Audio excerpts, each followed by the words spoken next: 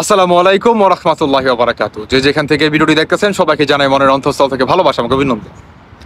Breaking news, breaking news, breaking news. দর্শক বন্ধুরা, যারা নাকি আওয়ামী লীগের এবং যারা নাকি বিএনপির সমর্থক আছেন, কিংবা যারা নাকি আপনার বৈষম্য বিরোধী ছাত্র আন্দোলন বা সমন্বয়ক ভাই ও বোনেরা আছেন, আপনাদের জন্য সবার জন্য একটি ব্রেকিং নিউজ। সেটি হচ্ছে আগামী নির্বাচনে, যখন নাকি নির্বাচন হবে, সেই নির্বাচনে আওয়ামী লীগকে অংশগ্রহণ করার সুযোগ দিচ্ছেন আপনার ডক্টর মোহাম্মদ ইউনূস।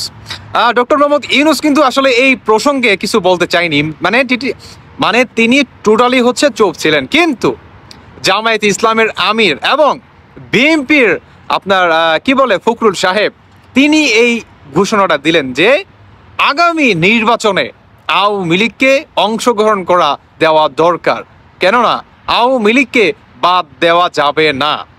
জামায়াত ইসলাম ঠিক একই ঘোষণা যে আওয়ামী লীগকে নির্বাচনে অংশগ্রহণ করতে দিতে হবে।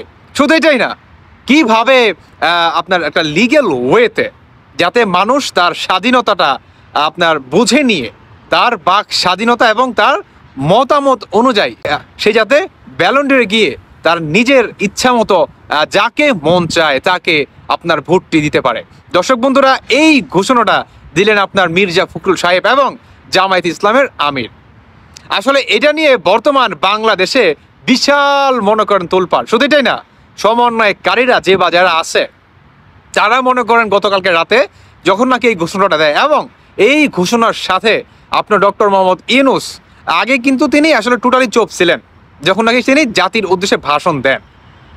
যখন নাকি আপনার ডক্টর মোহাম্মদ ইউনূস আপনার জামায়াত ইসলাম এবং আপনার বিএনপির সাথে সহমত জানালেন, ঠিক তখন আপনার সমন্বয়কারীরা ডক্টর মোহাম্মদ ইউনূসের বাসভবন ঘেরাও করে যে না, আওয়ামী লীগকে টোটালি হচ্ছে নিষেধাজ্ঞা করতে হবে এবং আওয়ামী লীগকে বাদ দিতে হবে। শুধু এটাই না, তারা এটাও বলেন, মানে সমন্বয়কারীরা, যে তারা যদি বেশি বাড়াবাড়ি করে আমরা বিএনপিকেও নির্বাচনে অংশগ্রহণ করতে দিব না।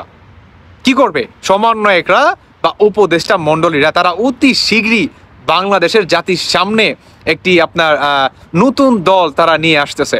আমার কথা হচ্ছে ভাই, আওয়ামী লীগের যে আপনার 40% ভোট, এই ভোটগুলা কোথায় যাবে?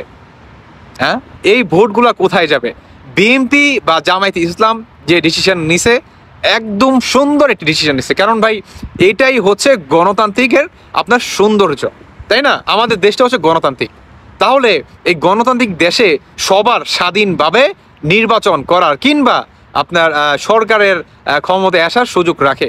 তার যদি আপনার জনগণের পাওয়ার থাকে বা ভোট থাকে, সেই আসবে, জনগণ সেটা ডিসাইড করবে। আমি আপনি এটা ডিসাইড করার কেউ না। স্পষ্ট বক্তব্য রাখেন আপনার মির্জা ফখরুল সাহেব। এতে অনেকের আপনার মানে পিছনে আগুন জ্বলতেছে যে না ভাই, আওয়ামী লীগ এত স্বৈরাচার করে গেছে, আওয়ামী লীগকে তো ক্ষমতায় আসতে দেওয়া যাবে না। আপনার সাথে আমি একটা পর্যায়ে সহমত জানাই, কিন্তু আবার জানাই না। মানে কিভাবে? আওয়ামী লীগের যারা নাকি দূষর ছিলেন, যারা নাকি ফয়দাবাতি আপনার লোক ছিলেন, যেমনটা বলতে পারেন আপনার কাউবা কাদের, তারপর হচ্ছে শামীম ওসমান বা আদার্স যে বা যারা আছে, এদেরকে বহিষ্কার করে আওয়ামী লীগকে নতুন করে আসতে হবে। কারণ এছাড়া আওয়ামী লীগ কখনোই পরিশুদ্ধ হবে না। কারণ এই যে আপনার যে মাথাগুলা, এই মাথাগুলা হচ্ছে আপনার দেশের জন্য আপনার হানিকারণ, এবং আপনার আওয়ামী লীগের যে দল বা আপনার সাধারণ যে কর্মী বা আপনার মানুষগুলো আছে, এদের জন্যও ভাই হানিকারণ।